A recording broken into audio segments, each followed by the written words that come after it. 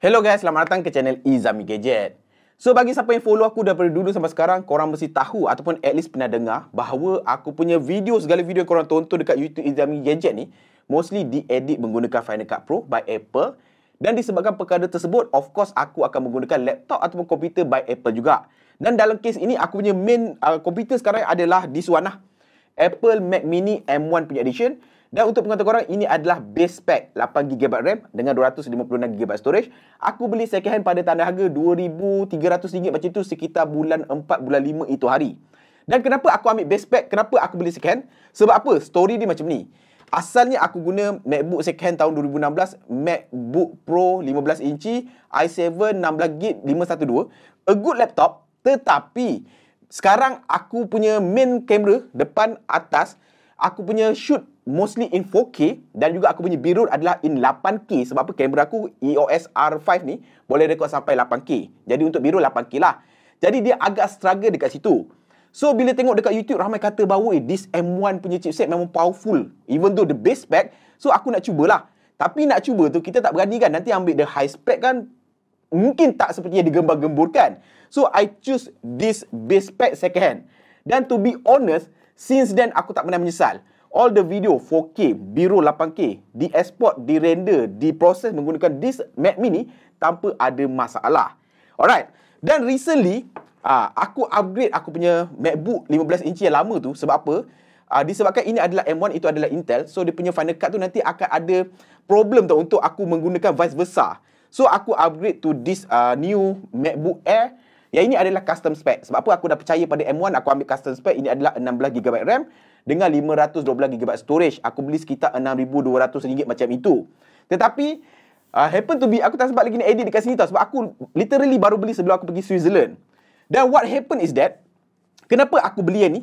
Kenapa aku tak maintain guna yang ni? Sebab apa tau? Even though this Mac Mini adalah superb and awesome, dia ada all the port semua dekat belakang, tetapi yet still dia tak se-portable manalah. Dia masih lagi sebuah home desktop punya machines. So, aku pun kena ada sebuah laptop M1 juga. So, that's come this MacBook Air.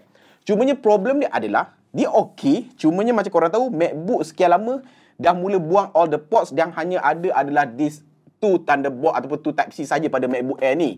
Which is tak cukup, even though aku ada all the hub.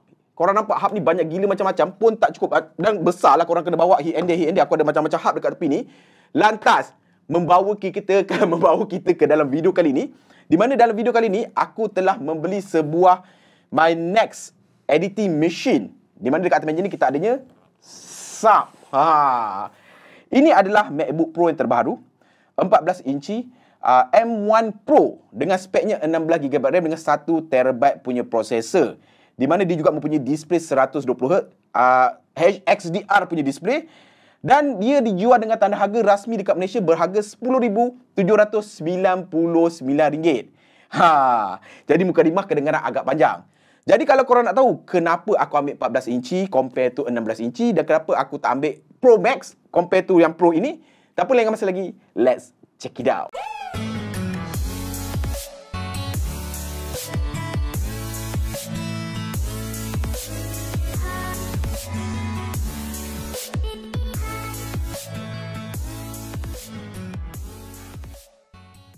Okay, so first thing first, sebelum kita go through untuk unboxing dan nak showcasing the product, jom kita go through dekat dia punya Apple website.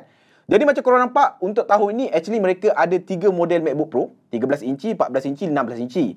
So 13 inci ni dikeluar sama-sama dengan MacBook Air itu hari. Dan kenapa aku tak ambil MacBook Pro 13 inci dan aku ambil MacBook Air itu hari adalah disebabkan oleh for the same price aku boleh dapat custom spec pada MacBook Air. That's a simple mathematics lah. Tetapi untuk this MacBook Pro baru iaitu 14 inci dan 16 inci memang totally a different game. Di mana macam korang nampak yang aku ambil adalah 14 inci. So color yang ditawarkan ada dua lah, space grey dan juga warna silver, dan ini adalah space grey. Dan untuk spek yang aku ambil adalah aku ambil yang M1 Pro yang 10 core 16 core GPU, 16GB RAM, 1TB SSD. Di mana again harganya adalah RM10,799. Tetapi this one adalah import set USA set. Sebab apa? The moment video ini dirakam, Malaysia punya Apple baru saja open untuk pre-order. This one dah ada dekat market, so aku ambil yang ni. Aku top up around RM200 lebih lah diorang markup. Okay bagi aku, fair enough. Alright, jadi macam korang nampak, ini adalah dia punya perbezaan dia. Compare between yang 8 core, 14 core dengan 10 core dan 16 core untuk model M1 Pro ini bukan Pro Max Di mana untuk 16 core ni korang ada 16 core, 14 core tu dia lebih pada core, tetapi dari segi benda-benda lain lebih kurang sama. Dan dari segi pengecasan berbeza sikit, di mana untuk yang 8 core punya korang dapat 67 watt USB-C. Untuk yang 16 core korang akan dapat 96 watt USB-C. Alright, kenapa aku tak ambil 16 inci instead, kenapa aku ambil 14 inci instead of 16 inci? Simple matematik. Sebab most of the time 16 inci pun tak cukup untuk aku editing tau. Jadi what happen is that aku akan hubungkan MacBook ke Mac Mini aku pada another display. Dan recently aku ada beli new display 4K ProArt by Asus. So usually aku akan hook up this computer pada larger display lah untuk mendapatkan image yang lebih jelas. So bagi aku, a laptop should be portable.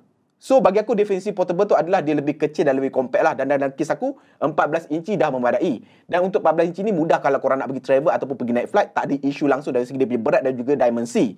Alright, enough about that. So kenapa aku tak ambil Pro Max? Kenapa aku ambil Pro biasa? Sebab bila dah riki-riki dekat YouTube, tengok review-review orang lain, Pro Max ni dia totally overkill. Laptop ni kebanyakan orang dia cakap dia adalah sebuah tools untuk menyelesaikan masalah ataupun kerja kita. So in my usage adalah untuk menyiapkan editing video 4K dan juga 8K punya B-roll, which is M1 biasa pun dah powerful enough. Bagi aku M1 Pro adalah more than enough lah.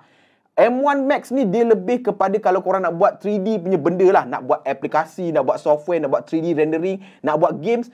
Yes, mungkin korang boleh opt untuk Max version ataupun korang ada extra money yang tak digunakan. Korang tak tahu nak buat apa, yes, korang boleh beli. Tapi in my case, cukup dengan M1 Pro. So, itu penjelasan aku lah. So, macam korang nampak, ini adalah dia punya spek-spek dia. Dia ada 3 Thunderbolt 4 USB-C punya port. Ada full size HDMI port. Kita akan tengok sekejap lagi. Ada SD card slot. Welcome back. SD card slot memang content creator perlukan benda itu. Ada MagSafe 3 port. Yang macam korang tahu selama ni kita dah lama guna Type-C untuk pengecasan. So kita akan ada conflict of interest. Nak guna untuk pengecasan ke nak guna untuk USB punya hard drive. Tetapi sekarang dia telah asingkan. So welcome back MagSafe. Dan mostly adalah itu sahajalah. Dan dia juga support untuk 120Hz XDR punya display. Alright, enough said about that. Jadi jom kita do the unboxing. Panjang pula beber kan. Jadi macam korang nampak, ini adalah kotak dia. Dekat image ni korang dah nampak dia adalah a bit thicker compared to the MacBook Pro 13 inci sekalipun. Dengan MacBook Air of course jauh sekali lah. Di mana ini adalah, dan dari segi image ni aku dah boleh nampak dia ada dia punya notch lah. Which is kita akan tengok kejap lagi. So tak ada apa. So again belakang ni spek aku adalah 16GB 1TB. Dan ini adalah USA shape berwarna space grey. Alright, jadi jom kita buka. Bismillahirrahmanirrahim. Alright, so dekat dalam korang nampak adanya dia punya MacBook itself. Dan one thing kalau korang notice dia ada bulatan tau. Macam ada plastik yang melindungi logo Apple ni. Kita akan tengok kejap lagi. So dekat bawah macam biasa books and sheets yang kita takkan baca. Tapi kita keluarkan juga. Alright, kita tengok. Alright. So korang dapat dia punya manual books. All the location of the port, location of the docking, everything kat sini. Oh, korang mendapatkan Apple sticker berwarna hitam guys. Selalunya warna putih. This time around adalah berwarna hitam. Itu sahaja. Kemudian dekat dalam ni korang akan dapat dia punya adapter. Dan in this case, in my case adalah 96 watt. Dan of course dia adalah USA punya kabel. Nak kata besar tak besar. Macam inilah besar dia segenggaman tangan aku. So jangan risau. Walaupun USA set, aku tak pernah kisah pun. Sebab benda ni boleh tukar dengan sangat mudah.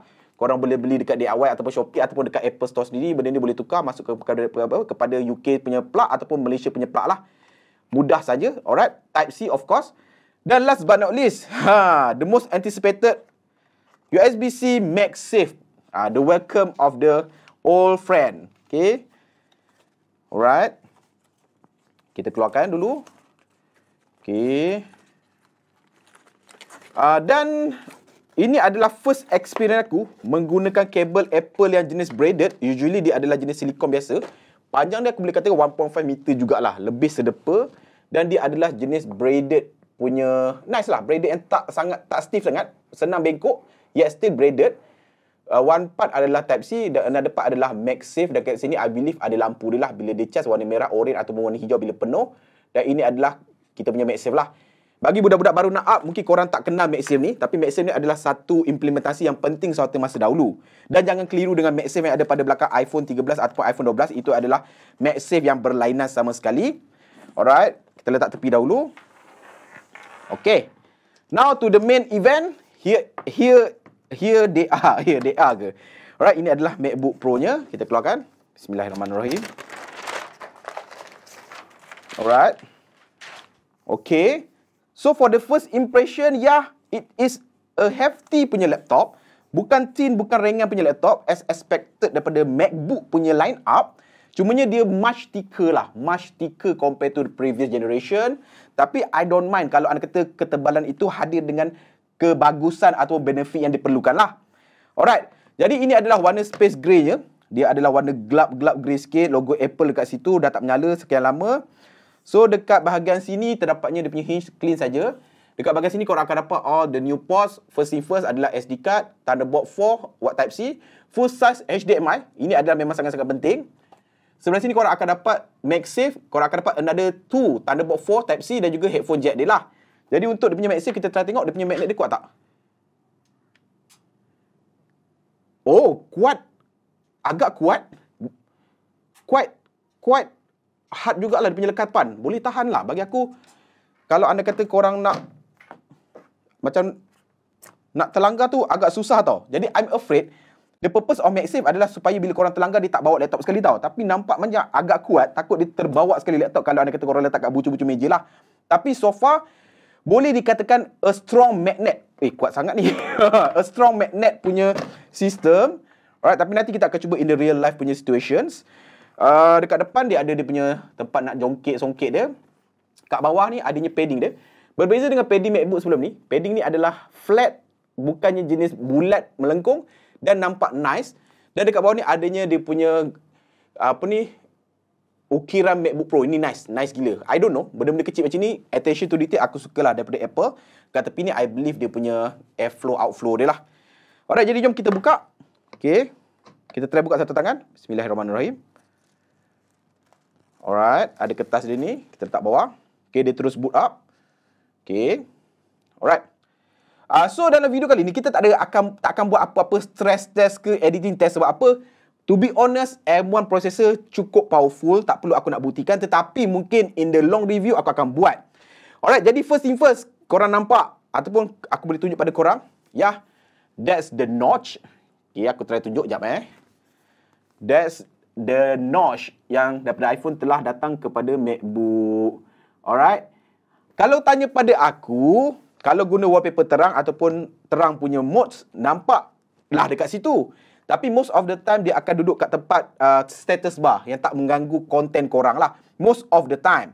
Dan dari segi keyboard dia, kalau korang boleh nampak, berbeza dengan MacBook Air ni, okay, ataupun MacBook sebelum ni. Okay, MacBook Air ni kalau korang boleh nampak, border keyboard ni adalah body dalam ni, maknanya silver. This one adalah macam another part of the keyboard separately, totally. All black. Aku suka. Dan still lagi a backlit keyboard.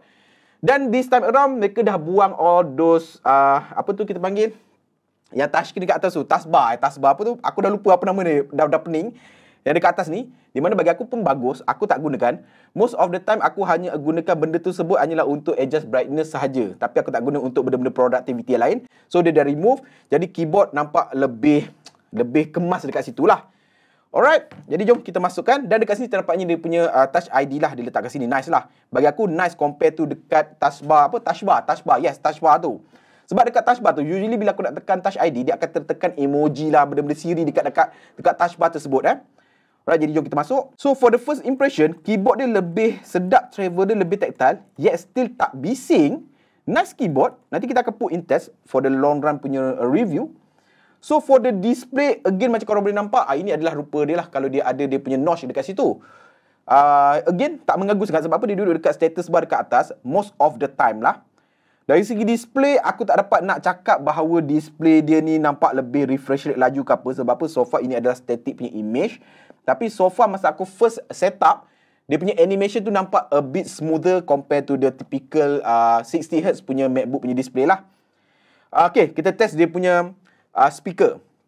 At least that's what we can test right now. Alright. Ini adalah separuh lebih kurang macam tu.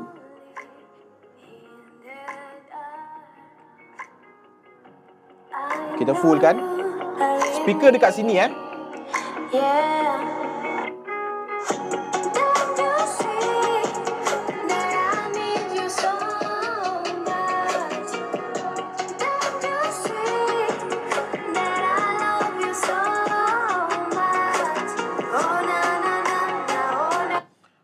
MacBook punya speaker tak payah kita nak sangkal lah. Daripada dulu sampai sekarang bunyi dia well tune, sedap, ada deep dia, ada bass dia kat situ.